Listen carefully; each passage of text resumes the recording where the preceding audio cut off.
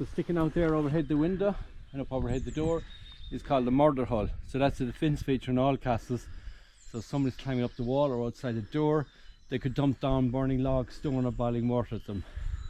And the castle was all plastered in a white lime plaster, but inside and outside to keep it dry from the elements. So as I said, the O'Connors built this castle, and all the castles back as far as the cliffs and south into Lahinch, and back in the burn and the rocks, the O'Loughlin's built all the castles. These two clans are always feuding. Eventually the O'Connors were killed off, and then the O'Brien family moved in here in 1582 and took over all the O'Connor castles. No battle. O'Briens are a very powerful family. They were descendants of Brian Boru, who was the first High King of Ireland, and he was killed in the Battle of Clontarf in 1014 in Dublin by the Vikings. So the O'Briens resided here, also built the house next door in 1840. Then in 1938 they sold out to my grandfather and moved off to the UK. So in Ireland, prior to the 1600s, you had British settlers arrived here, and the O'Briens were very good to them. Then in 1641 you had a rebellion between the British settlers and the Irish, went on till 1649. In that year Cromwell arrived here from England to stop the war, and he came with cannonball.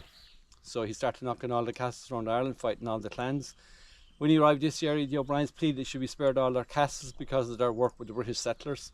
So they did spare this one, and they spared another one near Lahinch, Duck Castle. Everybody else was cannonballed.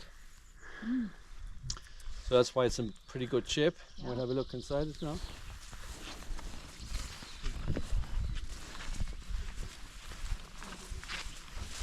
Did you know you get a tour? No, but I like.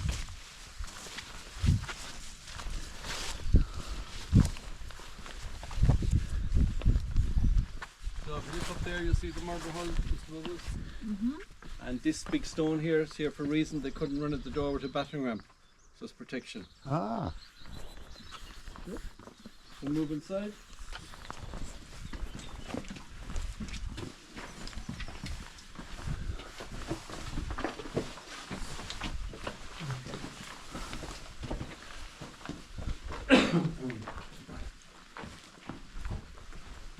So up here there was stone wall ceiling, and how that was constructed.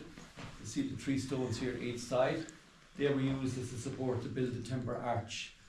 So we had all this covered in timber to put the stone on top. And then at the end they put in this keystone so that when the timbers came down, it's the pressure at midpoint that gets all up there. The three stones here each side was support for the first floor, that was the timber floor, and entrance above us here on the staircase. And here another arch ceiling built the same way. On top of that there's a corridor running from the staircase right to the end. Behind this wall there's a toilet or garderobe. So toilets back then were very simple dry toilets, two stones parallel, timber top, hole in the middle, and a gravity fed chute inside that wall. You shove it out at the outer castle. And behind the toilet there was a little doorway, and a prison ran behind this wall. And this prison was tiny, just 4 foot high, 4 foot wide. Out there you see the stone here in the corner? It's a hinge for a door. So it's a stone, but it's also a hinge. So up here your pin went down to here, and your latch is on this side here. And there's one of them for every door. You see one up in the corner there as well. Every door has one. So we'll move up to the bedroom section.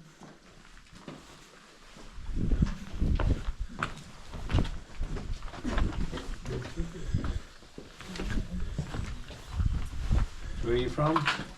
New Jersey, in the States. We're a Springsteen country, yeah? The guy staying here, he, a couple of years ago, maybe 6 years ago, and he had vintage cars here. He had a museum out there in Jersey. You know, that might What's his name? that might be near us. There's a vintage car museum about 50 miles from us. Yeah, a big one. I think his name now. So we're standing in the original tower now, and this is the first bedroom in the castle, and we're standing on the stone floor. And just above us there, you'll see the supports running along there for the floor of the next. That was a timber floor. Here is the entrance to the second bedroom, and that was closed up in the 1500s when they opened this doorway just above us into the kitchen. And above in the corner you see a hinge for the door. Above that, another timber floor and entrance to the third bedroom. And the very, very top is stone vaulted ceiling. So this white is all the original plaster that covered the castle inside and outside. Same on all castles to keep it dry. The windows here are to the back and side of the castle for a reason. Most of the wind and rain comes from the west, so there's shelter in it. And the openings here had no glass, just timber shutters. And they were closed on those 4 points.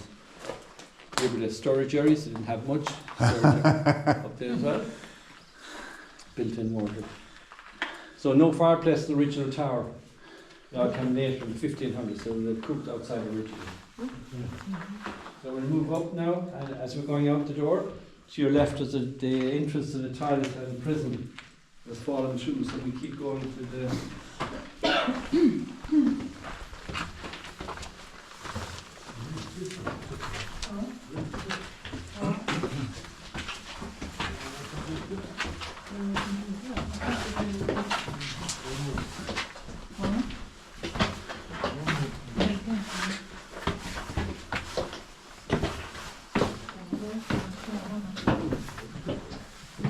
So he brought over about 6 of the vintage cars. One of them was a Ford dating back to before the 1900s. Wow. It worth €500,000. Really? I think it was, well, maybe it was $1 million, he said. It was because it was all original, it wasn't replacement car parts or anything like that. So now we're standing on top of that stone vaulted ceiling we looked up at. This is the kitchen here. And this, remember I said no fireplace, the first one comes here in the 1500s. This is where the cooking went on as well. Cross that to the stone lintel, faced with stone to the top. Then above is here the banqueting hall, so big timber floor. Entrance from the staircase. Above the mantelpiece was the original fireplace. Again, dates back to the 1500s. Wow. And this stone mantelpiece came in 1641, the year of the rebellion. If you're looking at middle stone, you'll see the date there, 604. Here, so overhead that, roof outlined, timber truss roof covered with flagstone. See the flags sticking out the side? And up here is the entrance to the murder hall, one here and one here, to the fence feature. Notice no windows facing out west, where all the bad weather comes from. So the roof, see here, is a truss roof, and you can see the supports for it there. So across the bay you're looking out at Connemara, and to your left, see the Iron Islands. Do you know how many people live there? It'll be about 10, 12 people. Yeah. More than that. That's it. Mark? Yeah.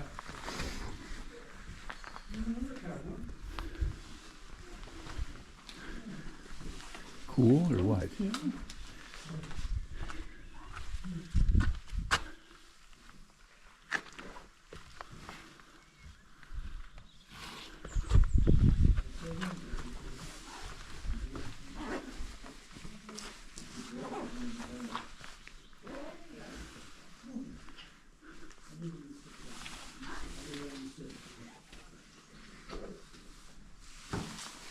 So we'll move up.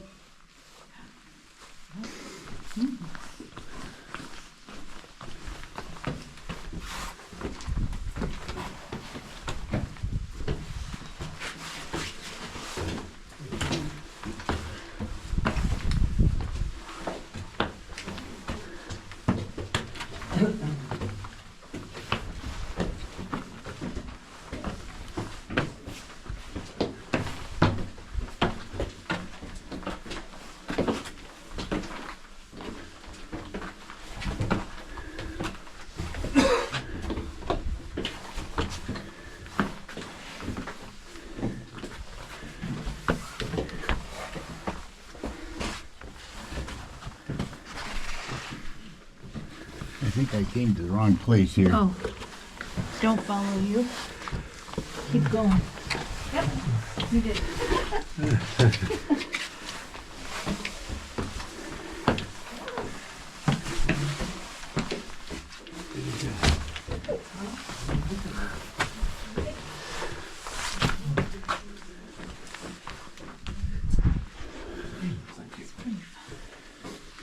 That's amazing.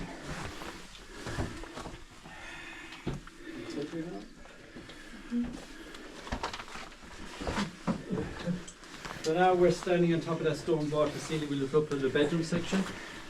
And this is the fourth and final bedroom here. I can see one of the few windows facing out west back in 1390.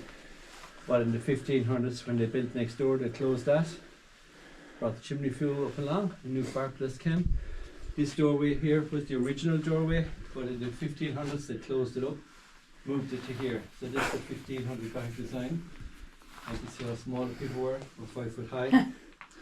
So supports here for the truss roof, again covered with flagstone. And here's hinges, like the door hinges for the shutters. Smaller on that side. So above here, there's a little entrance to an attic space above the ceiling. And there was a little gable window there, and again it was covered with flagstone. So at the top then, there's a walk around the roof to look out at the enemy. So we'll have a tour up there. Just mind your head here, it's about 4 foot high. And we move up. I sent this the wrong way, so let me go at the tail end here.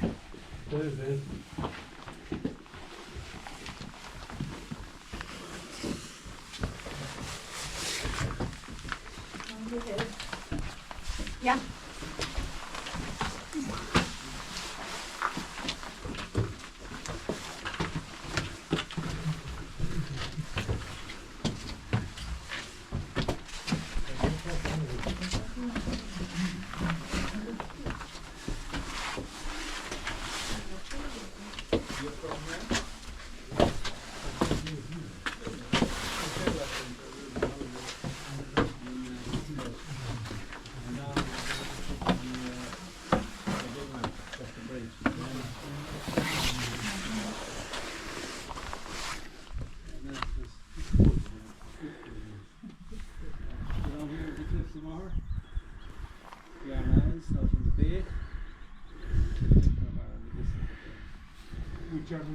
That's the initial.